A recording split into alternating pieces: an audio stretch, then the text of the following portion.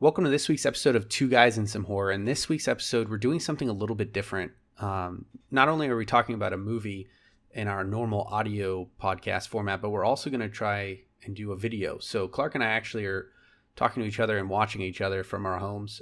It's a little bit different for us. So if there are any issues with the audio or if things take a little bit longer to come out, I'll definitely tweet that out and I'll let everyone know beforehand if we're running into any issues. But I don't foresee any problems, and Clark and I are excited to give this a shot.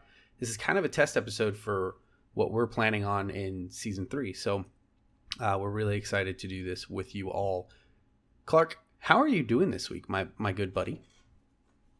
Doing all right, man. How are you? I'm doing well. I'm excited. You and I think we've talked about this movie quite a few times. I've watched the specials on Shudder for Joe Bob Briggs because it's the Christmas series. So like there's the fun Phantasm music and all that. But I think what more exciting is you haven't really seen this movie a whole lot.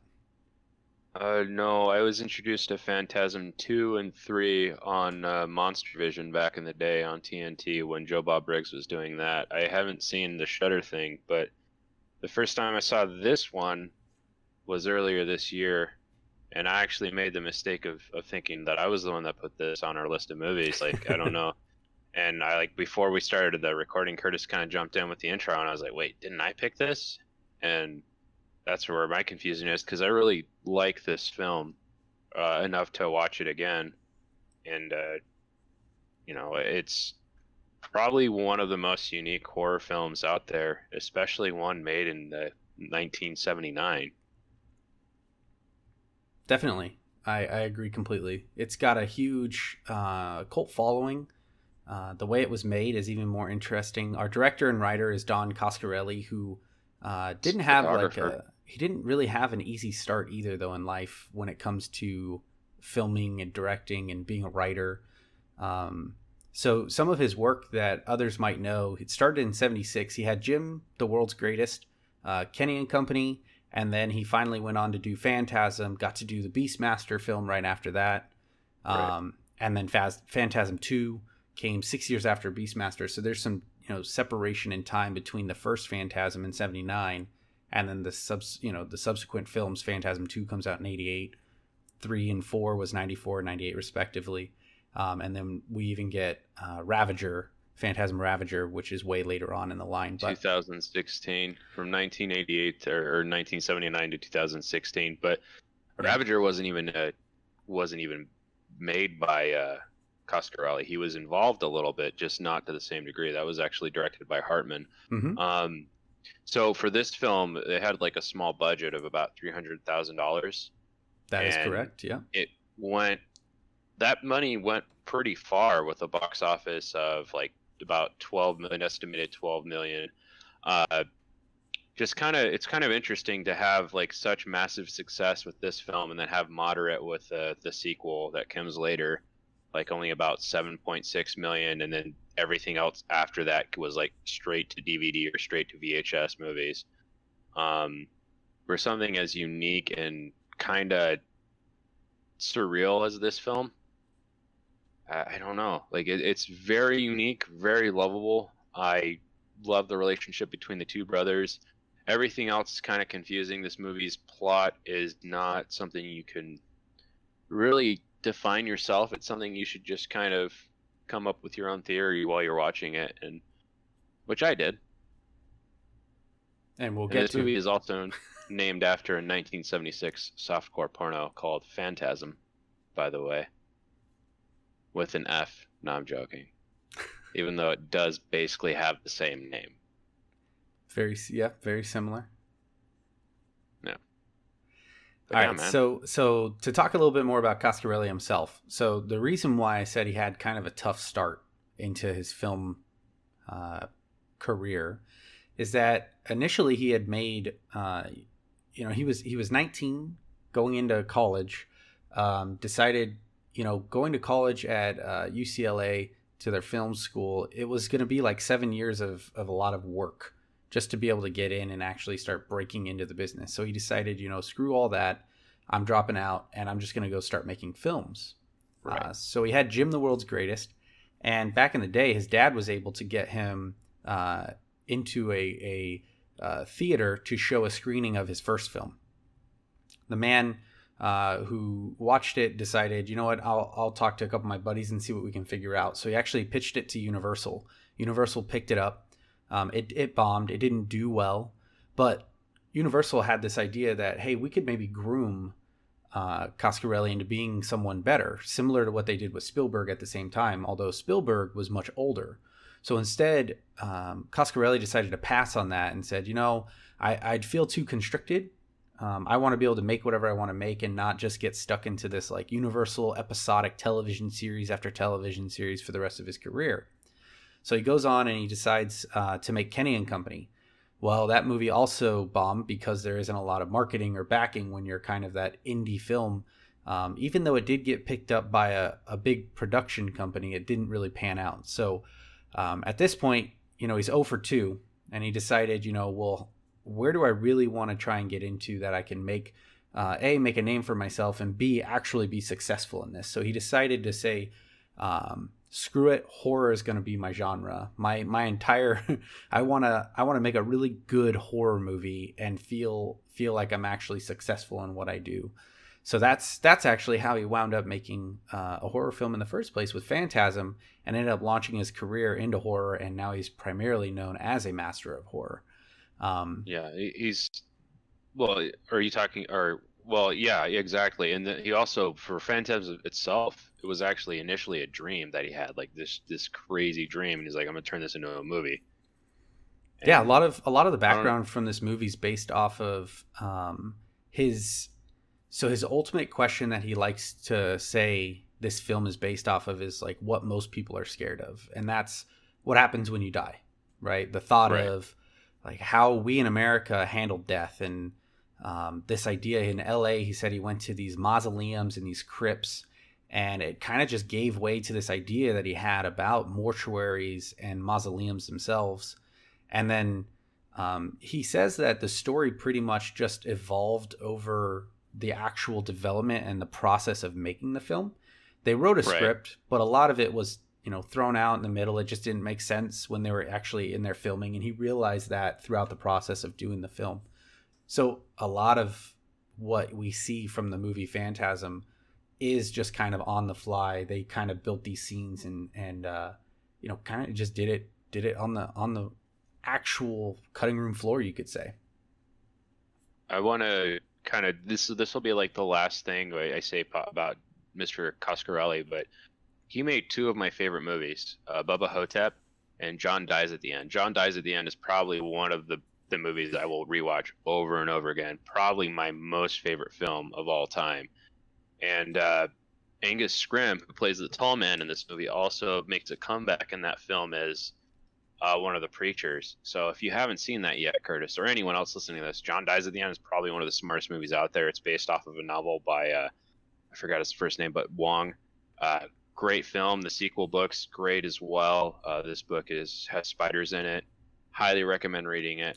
Some of the best writing out there.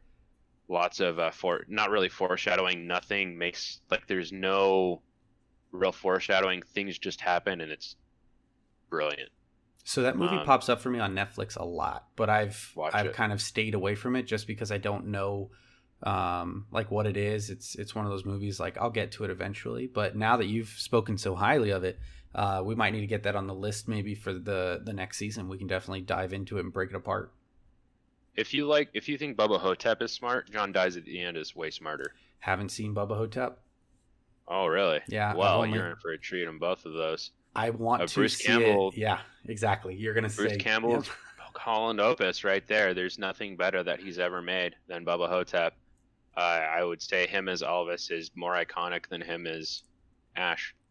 That came up Ashley J. Williams. in the interview with Don Coscarelli about they were talking about Phantasm and some of his other works. Bubba Hotep obviously comes up, and they just talked about how I don't know how good Bruce Campbell is. Not to go too far into Bubba Hotep, we could talk about We'll that talk for a whole about Bubba episode. Hotep later. I feel like that's gonna be upcoming. I let's. I know you. Well, Curtis is a big fan of theme months, so we're gonna have like one more. We're gonna have an upcoming theme month, and after that, we'll probably put it in.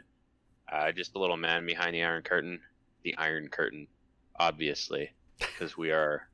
Yeah, I'm taking that and throwing Kurt, that away because they're gonna be no Kurtan. Nazi jokes here. Uh, behind the Curtis, man behind the Curtis. I wanted to talk a little bit about what this film was, though. Curtis, like, what do you think it's about? Because I think there are it's a lot of about fan theories out there. sure. I think it's about coming to grips with death and dealing with grieving and how you as a person, how do you handle grieving? Do you concoct these alternate universes where you live in that for the rest of your life? Do you move on and just kind of let it go, or do you hold on to the person that you love so dearly? Like, what about how do you handle grieving and that feeling of loss? I think that's what this film is to me, at least. That's what I take from it. So there's like this film scholar named Mr. Kenneth Moore, and this is on Wikipedia. I don't really want to pull it up. He has a very similar opinion to what you just said. Like, this is a death can only be overcome in dreams, and since the tall man wins because of that, since he is basically in his eyes, the metaphor or the allegorical equivalent to death.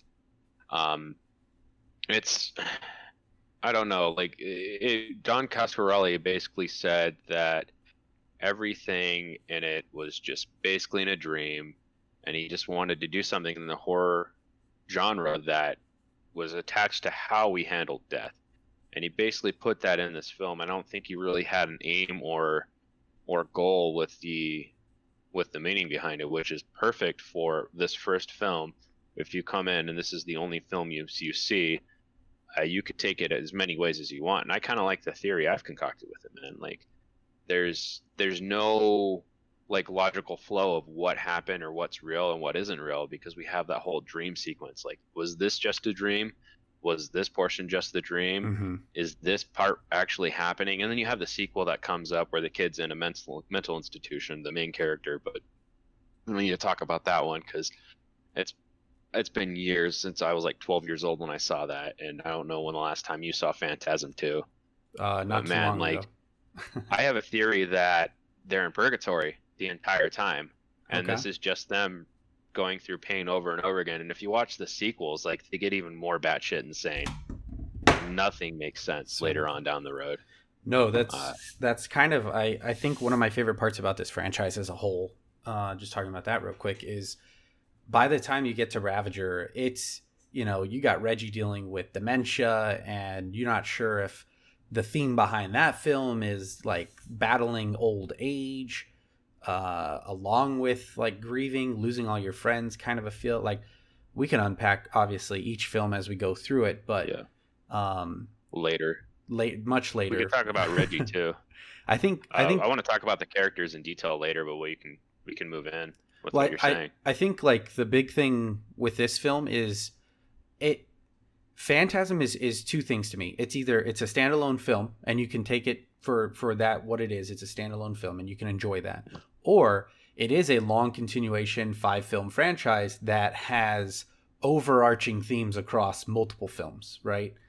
And to me those are two different types of things, because um this film alone wasn't made in a idea that there would be 4 other films that came after it, right?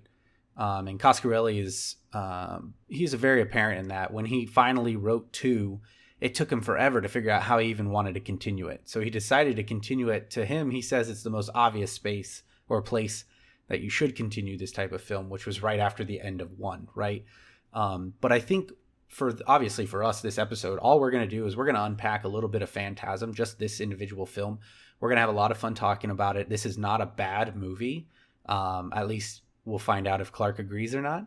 But I Well, don't. this is a Go ahead. $300,000 for 1979, which is not a small budget, but it's not a big budget. It's an indie film, right? Sure, it's a total indie film. Yeah, I was going to say, like, this is all Coscarelli money. He fronted the whole thing for this.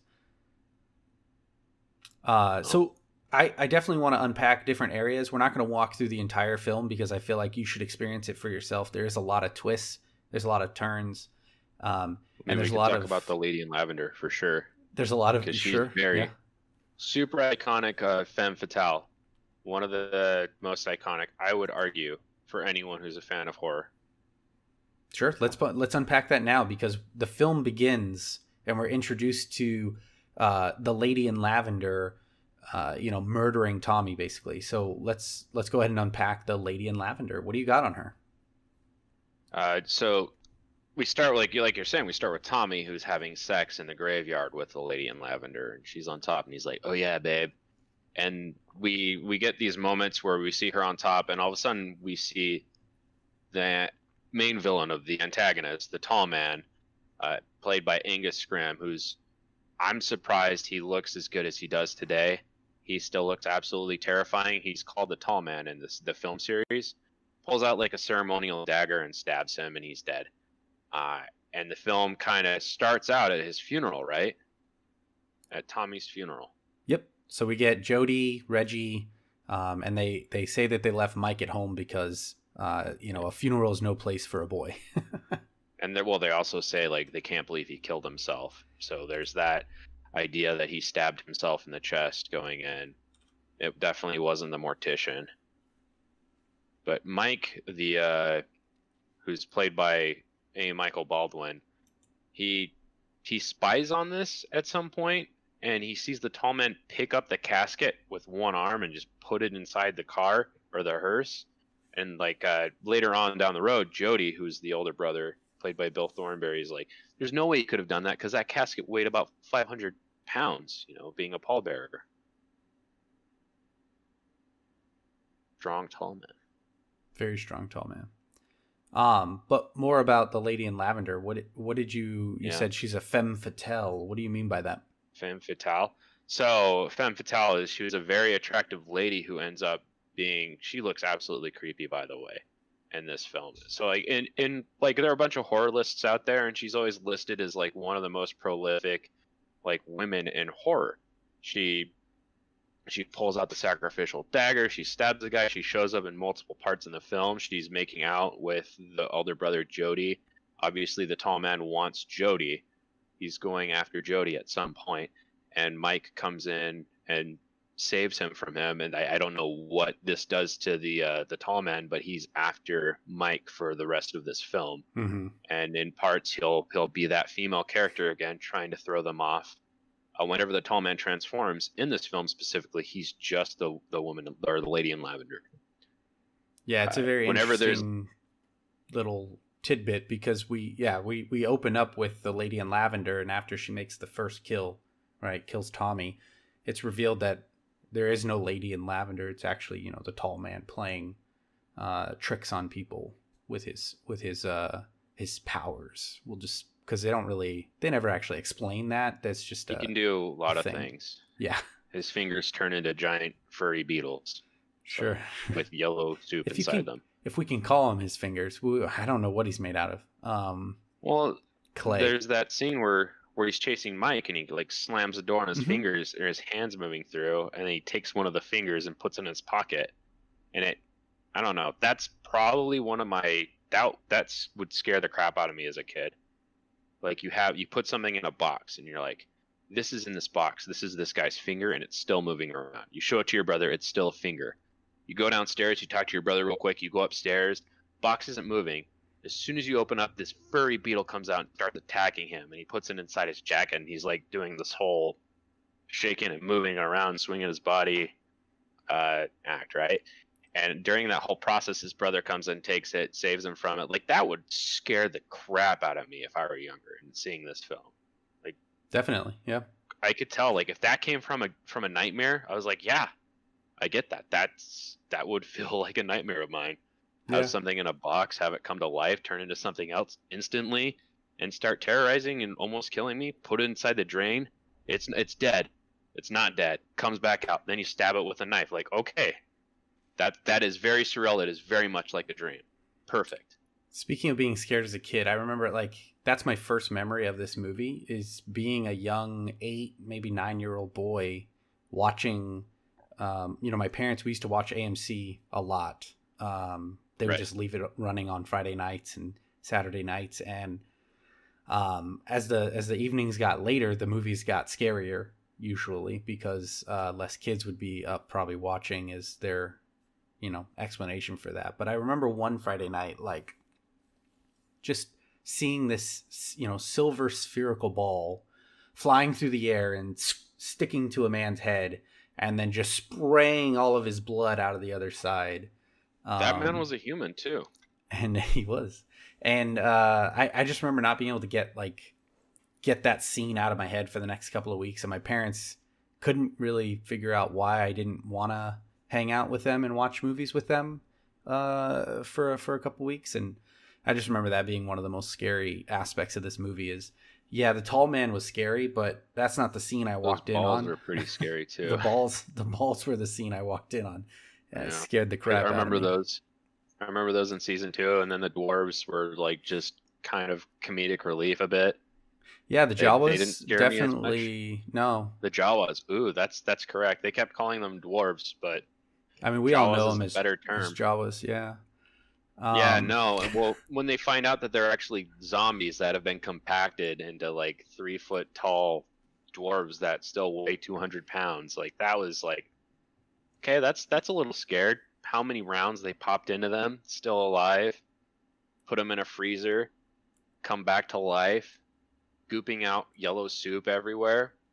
Well done. Well done. Very unexpected for a film. Nobody thinks like a Jawa is going to come out to murder them, or a finger is going to turn into a giant beetle, or a tall man is going to come through the window calling them boy or mirror. yeah, so that's something that gets, in this film, it's never really answered what the tall man's um, goal is with Mike. You don't Right. really understand that.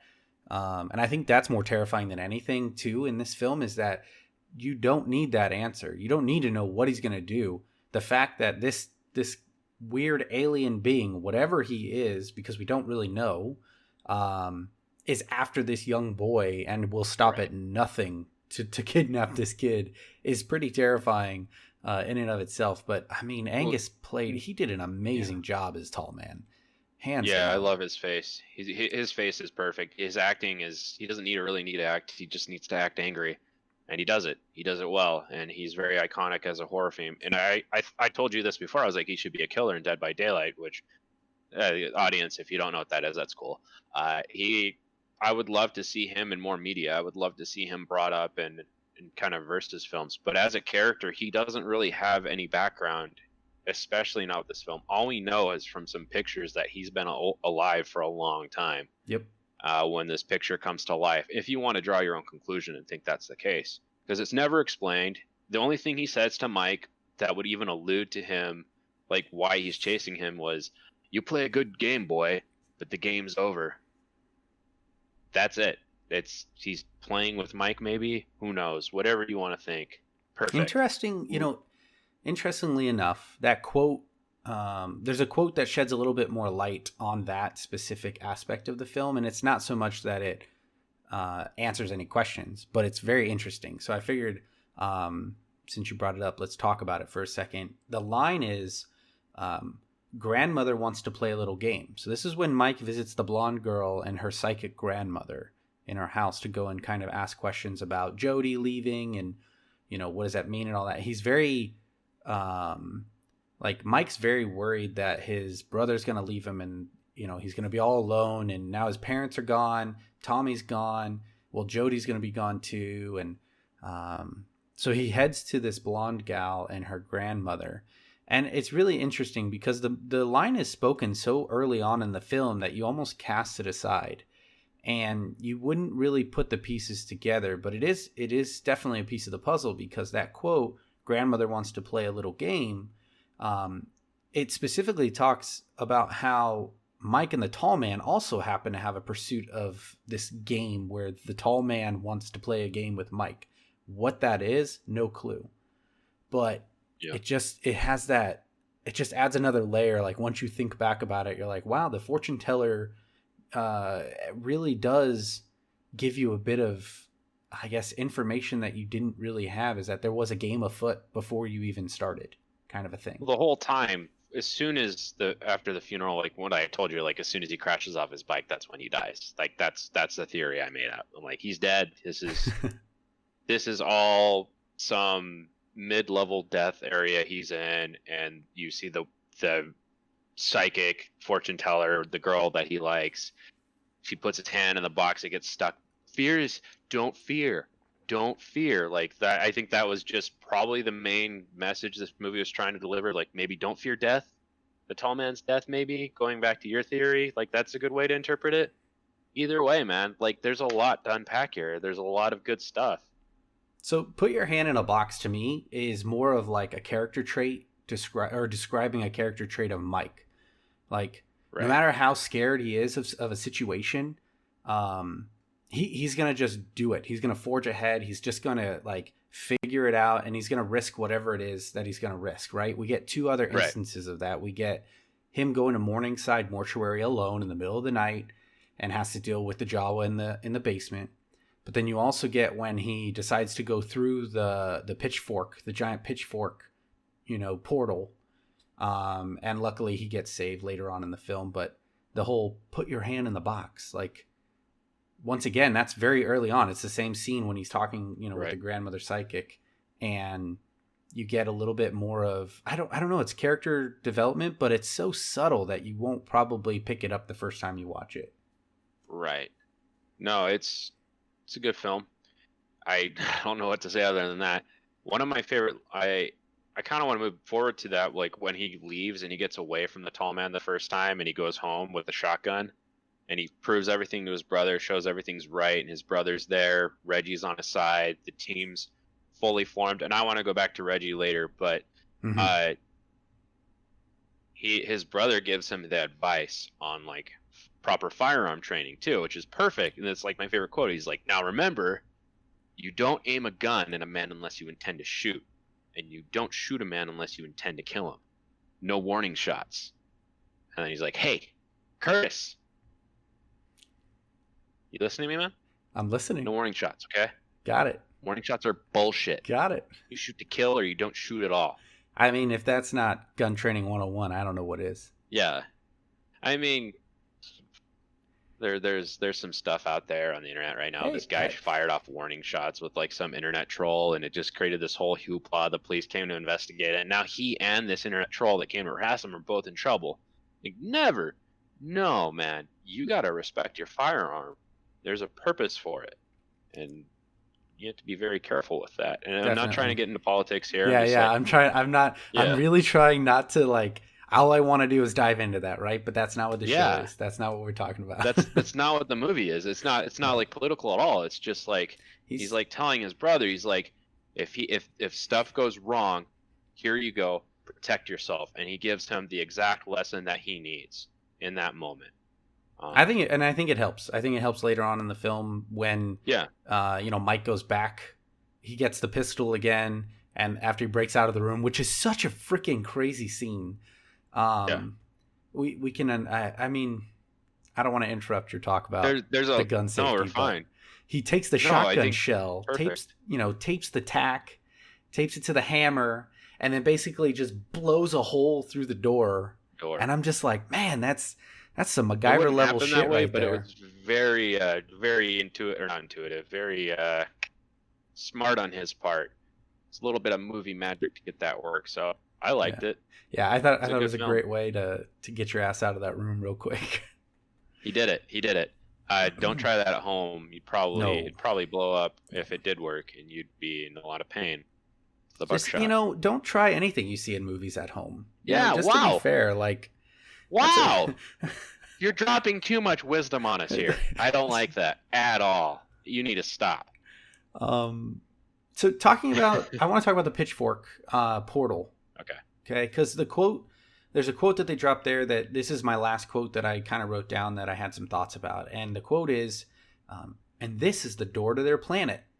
So like in this film, you don't realize it, but that line in and of itself is actually kind of a lie, right? So later on, we learn that later on in the series, but in this film, for this specific one, it's a bit of a lie, but the lion kind of represents the way the series will play out with us in the future. It lets us think about like what answers are we think or like looking for in this movie, because there isn't a Right. lot of explanation or whatnot. And I think it's kind Yeah. of nice because it'll blindside you with a bigger picture once you get there.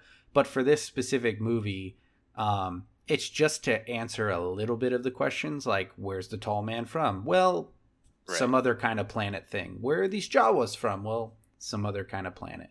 And I find it Where really they're made. nice that they don't completely leave you hanging, but they also, Right. they leave it up to you, the viewer, the listener, whoever it is, your you think for yourself kind of a thing. Come up with your own idea, and I find that to be really refreshing and really well done for such a young director. I mean, think about it. He's 22 when this movie comes out.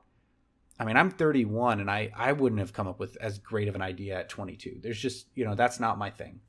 Um, I don't but believe that. it's insane. It's insane to think of the success that a 19-year-old had back in the 70s. It's like that's just a different time. Films like that, films like this can't be made today with that same style and that same. It won't hit you the same. It just won't. It'd be on YouTube. It's different. It'd be It's put on different. YouTube, and Yeah. it'd be an indie film, and it wouldn't.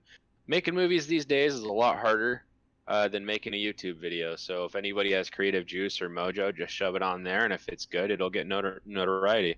Yeah. Uh, There's a but couple of yeah, films you're that I right. can think of like that for sure. Yeah. No, there are a lot of people who've made really good writing, like books, just fan fiction pieces that transformed into their own piece of work. I mean, look at Twilight. That started. No, I'm kidding. We're not going to go into Twilight. We're not going to go into 50 Shades of Grey. Well, I already did. Well, there's your 50 Shades of Grey based off of Twilight. So, folks Um, playing at home, if you had 50 Shades of Grey would be brought up on the episode on your bingo board, take that spot. there you go. It's the one time. Well, actually, now it's going to happen every episode. I'm going to find a way to put it in. We're waiting I for Clark gaffs. That's the last square I need this Podcast. week. I don't think there's going to be any this episode. I don't think so. There You're doing probably pretty are. good. There probably been a mix of like Curtis and Clark gaffs. Who knows? I I think don't that know. Clark gaff was thinking that that I was going to do the intro. I Uh, wasn't gonna say that. I wasn't gonna say that. that definitely counts. I I kind of want to get into Reggie Bannister, Yep, the that's next actor, on my list too. musician, producer, screenwriter, activist, referred to. This is in his IMDb page. The hardest working man in horror. He is the Ice Cream Man. He is in every single Phantasm film, along with Angus Scrimm. He's also in most of Coscarelli's works. He's in, I believe, what was it called? Satan Hates You with Angus Scrimm, and he was also in Bubba Hotep.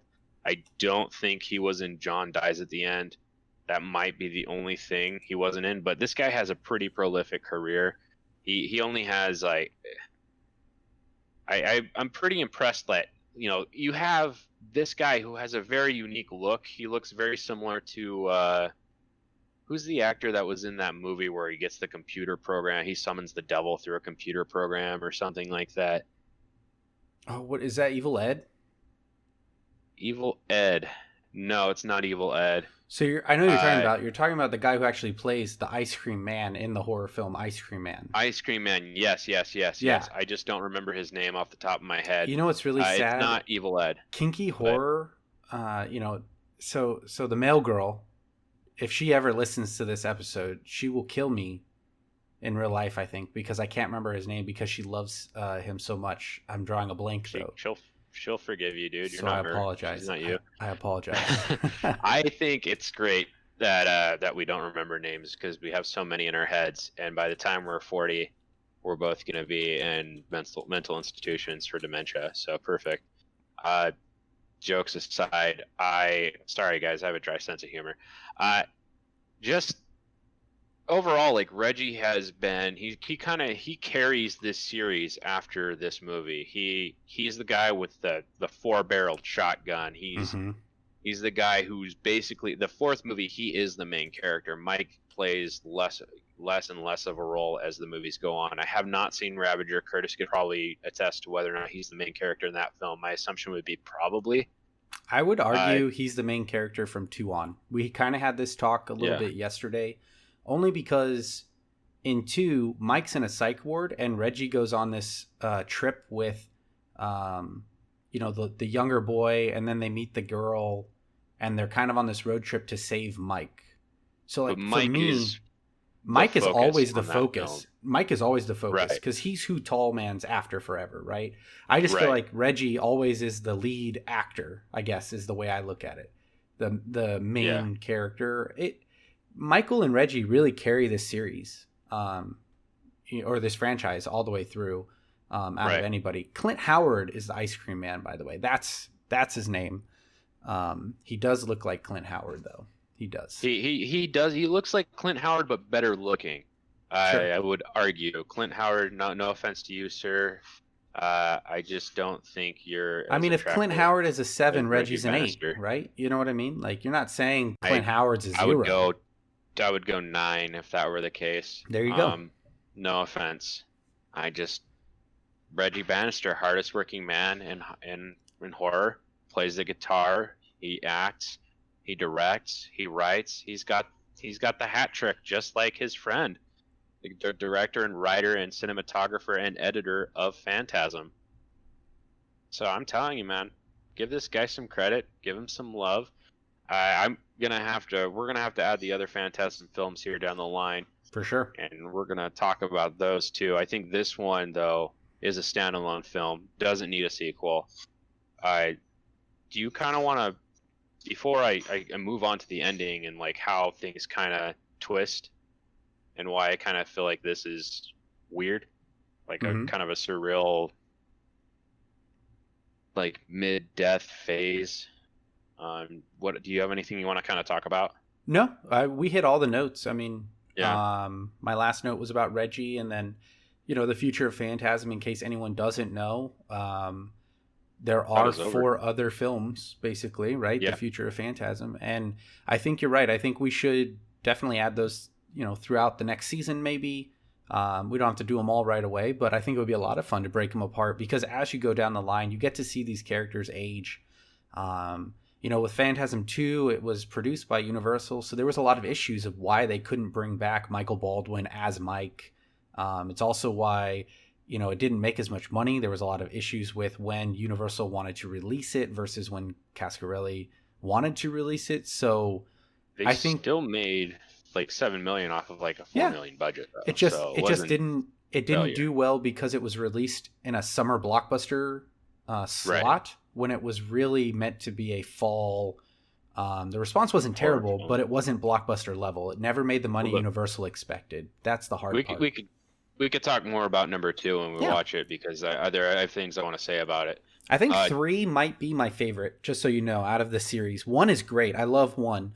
But I think as a franchise as a whole, 3 might be where um, kind of, I really like where the story goes, I guess, the I'll have continuation of to that. I'll have to rewatch it. Yeah, definitely. I So let's go ahead. Let's have you unpack some more information that you wanted to go over, um, I wanted to talk about your about the idea. ending. Yeah. Well, you have the situation of the ice cream truck. The dead are coming back. All the dead are just dead. The mortician kind of shows up randomly in different locations. The mine shaft where he finally defeats death or the mortician himself, and in that he wakes up in his house, and Jody is dead. Jody has been dead since the beginning of the film. He was never like everything we see of him being like a secondary main character or even one of the main characters is gone. It's just him and Reggie in the house talking about how Reggie's going to replace him and do his best to replace him. So It's just been one he big says dream that, that Mike's had. yeah, he's big dreams. So Mike goes to his room and the tall man's in the mirror, and we hear his line in this film, which is "boy, boy," Perfect. Nailed it. and reaches for him, and then through the glass, zombie hands come out and pull him in. Wherein you get the theologian, or I guess the movie. What's the word? He dissects movies where he's saying death wins at the end, no matter Hmm. what, because that's the only place. The only place we can beat death is in our dreams. So surrealism, like in this movie, has sequels. It goes on further. It just gets more and more bizarre. It turns into a post-apocalyptic wasteland. They go into the past. They do time travel. It gets pretty insane. Everything's surreal. What you see is never what you get. It's always going to be different. And as the tall man says in every film at the end, I believe, it's never over. It's never over. I think he says that at the end of every film after this one, right? I It's don't not just I me. don't remember. I mean, we'll have to break it up when we get there and check and see. We're gonna have to see the second one. Yeah. I'm telling you, I have not seen these movies since I was like 12 years old. So we'll find out more, and hopefully you guys stick around with us. So, I guess the next part of our show or the next segment is usually fun facts and trivia. Personally, I didn't really want to dig too much into this one just because, for specifically for fun facts and trivia, just because I enjoy the film is in and of itself. I don't need anything really extra. I did watch a couple of interviews for Coscarelli, but other than that, Right. I didn't really feel the need to go find more fun facts and trivia. This film is just a lot of fun to me the way it is. But did you come up with anything that you wanted to talk about? I mean, there's a lot of goofs. There's a lot of gaffes. This is an indie film. I don't think we need to dive into it. This is just a good movie, and I feel like the source material is worth dissecting and rewatching and just enjoying, despite like the special effects are a little dated. And when I say a little dated, that beetle looks really fucking goofy. The way they're kind of throwing that beetle around, like Yeah, fighting fair against it, enough. you can Yeah, tell he's fair throwing enough. it against the wall. Like if you watch it today, just take it with a grain of salt that everything in this film looks stupid except for the metal ball. That's fucking awesome. The Spheres still live up Um, to their skill set today. Like two things that I thought were pretty cool about these are just I guess fun facts. Two things that you just made me think of when they released this movie into theaters. Coscarelli said they had Angus show up at some of the theaters for the opening, and at the end of the movie, after he would jump through the mirror and boy, he would walk out just standing there with a butcher knife in his hand and scare the crap out of the audience to add another dude, I level love it. of spookiness. And then the other one was sometimes they would take a aluminum foil, create a ball, tie it to a string, and then send it down to the front after the movie was over to scare onwalkers as they were leaving the theater as well. To a sphere was flying by them. So stuff like that Hey, is I we could think get into a conversation about this too, about sure. how movie theaters used to be more intimate settings, and like people who created the movies would actually do things like that all the time. They tried Alamo to make does. movies I interactive. have to say, Alamo does a great job of actually still bringing in the creators of the films, especially for new releases. Right. Um, we went and saw Doctor Sleep last year, bonus episode, check it out. Right. Um, and I know for a fact there were a few that had the actor. I can't think of his name, Obi-Wan or whatever, whoever he played. He showed up at a couple Alamos Obi-Wan. to help promote the movie. So I mean, I know It, there's only so yeah. many Owen places they can McGregor. go. Yeah, thank you. And there's only so many places they can go and so many appearances they can make before it just doesn't, it doesn't. They can't go across the entire country. They can't, do all that kind of stuff. So to an extent, I absolutely agree with you. I love the way older movies had that more intimate feel and setting. Well, no, like even in the theaters, like the director of the film, like it would Mhm. have like there were less theaters for people to watch movies in, and they would say this is like 5D instead of like 3 or 4D, because they would actually have like people come in the halls, and it would be like an interactive experience, and then make people do things.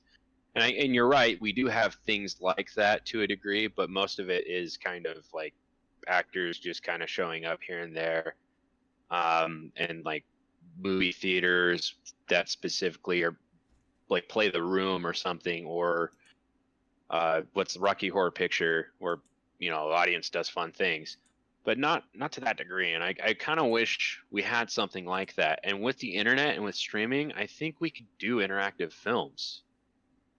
Yeah, we could get I there think, eventually. yeah, with Right. watch parties now. So that would be a cool idea actually if we made an app.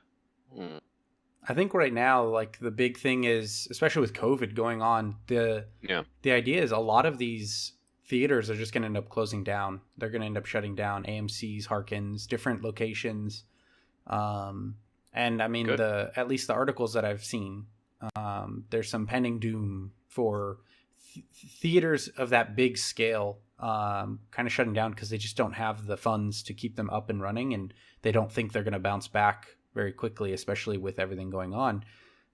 What's nice about some of these smaller theaters like Alamo, they reopened during the pandemic, and they've been able to actually implement pretty good safety measures to keep everybody safe and spread out, and still allow people who like to go to the movies to enjoy that. Personally, I like the drive-ins. I miss that feel of being able to go late as the sun's setting. You know, you find your parking spot, you set up shop with your family, and you have your snacks, your goodies, whatever, and you kind of just sit there and you watch two movies. You get two films, usually at most, drive-ins. And I remember as a kid, I always fell asleep by the end of the first one, usually when I was younger. The matinees, the double feature. Yeah, and the second one was always a better film. I remember we saw one of the. I don't remember the first movie, but the second one was Boogeyman. I woke up to it. The first one might have been Darkness Falls, and then the second one was The Boogeyman. But I remember falling asleep to Darkness Falls, waking up later and being scared shitless by Boogeyman. And I was just like, what am I watching? I should not be here right now. This is not appropriate for me. But anyways, like, I don't know. Watch parties, man. I hope we find something cool. If watch parties is the next new thing, you and I did it with Phantasm, at least for the beginning yesterday. We watched out. The first 30 minutes, yeah. I thought that was great. I had to go, though. But we'll try to do that more often with whatever we're watching. I like talking with you when we watch stuff, and when COVID's over, we're definitely going to start doing that. Yeah, to a degree. Yeah, I'm going to set up a projector if Nicole, and we're going to watch them. If your wifey poo is cool with me wrecking your house again. One day it'll last time was pretty bad, a little messy. What? He's joking. Everywhere. I just want everyone to know the last time Clark was here, we sat in here, we recorded an episode, and then unfortunately COVID hit, and everybody, everyone had to stay home. So no messes. Curtis is lying. There was maple syrup everywhere. Huge mess. Canadian lumberjacks were there. Big problem. I am the Canadian lumberjack. I didn't know there'd be so many. I just put a Craigslist ad out there, and they all came. They all showed up. It's a little entendre. On me. Double entendre. Let's move on though. We don't have any like fun facts and trivia. We don't have anything beyond like just we love this movie. I think this movie's smart. I think it's different. I feel like if I can approach this movie as if this was a nightmare I had and how I would feel in every single situation that comes up through it, it makes sense to me. And if you kind of put the analog there of like this is man versus death, that also like adds a bit in terms of it being great, like special effects or anything. Not really, but it's still good. I still like it. It's still scary. Young Clark would be scared. Curtis, like your final thoughts? I think this movie is definitely, I'm pretty sure it's in my top 10. The franchise as a whole is definitely in my top 10 for sure. And I suggest it to anyone, especially if you're new to horror. This is a really great film, in my opinion, to start with. There's not a lot of gore. In fact, there's probably no gore, realistically. Well, you get the ball and the blood. Yeah. So that's pretty gory. We'll say it has 10% gore. For that. Well, they are the hand getting cut off and soup everywhere. Yeah, everything is soup. Yellow goo or yellow soup doesn't count as gore. I count it, man. I count it. Does it creep you out? But you got like zombies whose heads are gooping too, so we don't know. Sure. We don't know his history or who he is or where he comes from, but he still gets his hand dismembered and his fingers. So it's kind of. So there's a fair amount of gore. Yeah, I would argue. Yeah, it's no Terrifier, I guess. Whenever I think of gore, I'm talking bodies getting chopped in half kind of a feel. Oh, man. That's gory. But yeah, we'll get Terrifier. There. We'll get there. Did we watch that yet? No, we'll get there. Oh, well, okay. I'm going to take you down a road of pain and torture, hostile, Human Centipede, Terrifier. I'm not watching I'm Hostel kidding. 2. I'm kidding. I'm not watching Hostel 2. Like, I draw the line there with the guy's dick getting cut off. Ah! Very graphic. I saw that movie when I worked at a movie theater, and I was like, yeah, I don't want to watch films like this.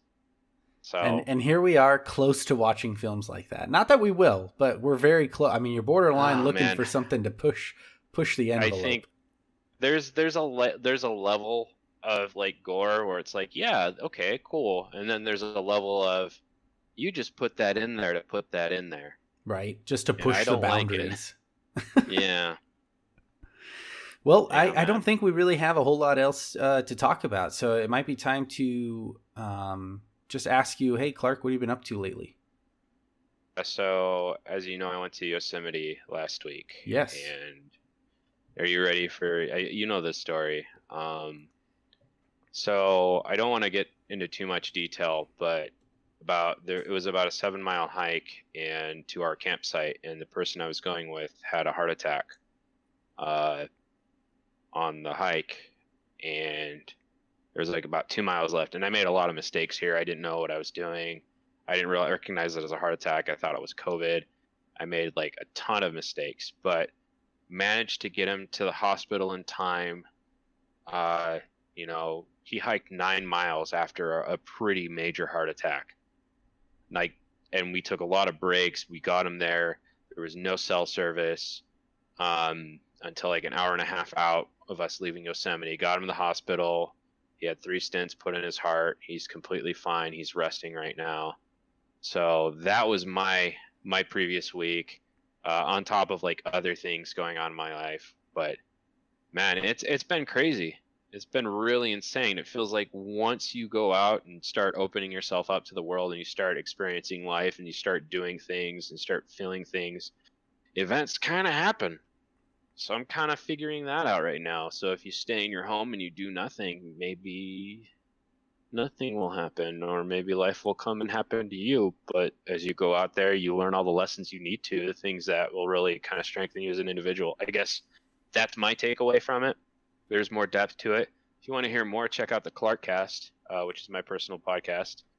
Curtis is going to be on it. I actually am editing our episode as we speak. That'll be Woohoo! up this upcoming Sunday, which to the people of this podcast, I guess it'll be up on the 18th of October, which this episode should already be up, right? No, Or that's this the one following doesn't week. drop for Yeah, until the 24th. The 24th. Well, Yeah. they will be able to hear you and me talk about what's next in life and Yes. the steps that potentially we need to follow. I don't know. And a little bit about what's next for the show. Oh, well, you and I are going to talk about that. For sure. Anyhow, what have you been up to, sir? Well, first and foremost, I want to say I'm glad that your friend is safe. I'm glad that you guys made it out. Yeah. You know, mistakes may have been made, but I think one big successful thing that happened was that he's not dead, right? That's a huge... Yeah. Still father of his kids. His kids Exactly. have a father. His wife has a Exactly. husband. So great I did job on everything your I part, needed to do. doing everything you needed to do to get him to a hospital and get him the Yeah. help that he needed. That's awesome.